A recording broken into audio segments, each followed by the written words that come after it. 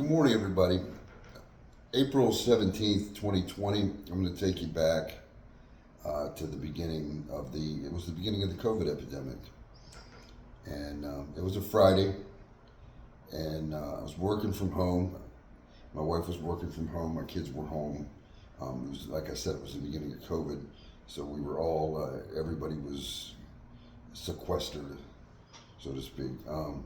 My best friend, who had been diagnosed with brain cancer the fall prior, one of his tumors had activated, and he had got paralyzed on his right side. So he was in a nursing home, and this was at the very beginning of COVID, before they locked down the nursing home. So he caught COVID fairly quickly in early April, and that's where he was in the hospital on this day 4 years ago, dealing with severe effects of COVID. So the day pretty much started out like any other work at home day. I had sessions, telehealth, telemedicine sessions, whatever you want to call them, from home, and I was working on. And I had just gotten out of a session. It was around 10 of 11 that morning, and he called me, and I'm glad I picked up the phone because he just asked me, excuse me, he asked me to get my family together. He had something he wanted to say to all of us.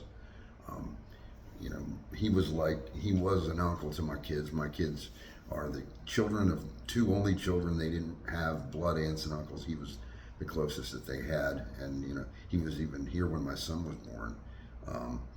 And my wife has known him since she was 15 years old. So he asked me to gather my family around. We went downstairs where my wife was working from her telehealth job and her virtual job, and he told each one of us that he loved us, and then he told me that he couldn't live like he was anymore, and that he he just couldn't do it anymore, and it was too painful, that he was going to ask to be taken off the intubator and get comfort meds or end of life meds or whatever they're called. And then I could expect that he could linger up to a day and a half, but that his brother would inform me when it was over. And needless to say, I didn't expect when I had woken up that morning that would be the way the day would have played out. After 40 years of being friends, I didn't expect it would all come to an end that day. I guess most of us never do.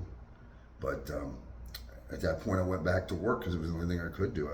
I told him I loved him. I said goodbye to him, but I don't think it really hit me until later. And it was only about an hour and a half later, his brother called me and said that he was gone. And just like that, 40 years of friendship, of brotherhood, it was over. It was over. It was a tough day. It had a profound impact on me to this day. It still does on a daily basis. So why am I on here? Why am I on here today?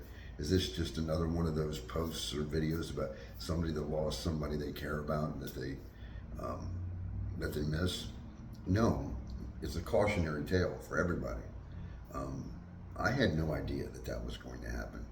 Not only that day, but ever. I had me and Buddy talked about a lot of things and a lot of plans we had for things we wanted to do. As a matter of fact, that was April, and that following summer, we had planned on taking a trip to visit some friends that lived far away. He was going to drive to York, and we were going to go visit some friends and just videotape the whole thing and meet people and mess around, like just kind of a magical mystery tour-esque kind of thing.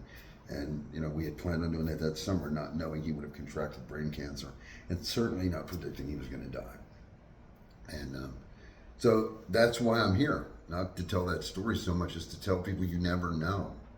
You never know what's going to happen today. You never know what's going to happen tomorrow. So you've got to cherish every day with the people you love and the people you care about, because you don't get a script like a movie or a TV show that it's going to be over. Okay? There were times, I have a lot of regrets about the year before. Like, I'd get busy. Sometimes he'd call, I wouldn't have time to talk to him, or maybe I was watching a game or I wasn't in the mood. I'd be like, I'll get back to him later, or I'll text back later. I'd kill to have that time back now. But don't waste the time with these people that you care about and you love so much. Jobs are important, money is important, but it's not the most important thing in life. The relationships, the connections that you make, that is what lasts forever. Like the memories I'll have, that will last forever. So, what I would say today, we're going to honor him today. Those of you that even didn't know him, call somebody you care about. Call somebody you love and tell them you care. Tell them you love them. Set up something to do together. Enjoy the time together. That's it. I'm out.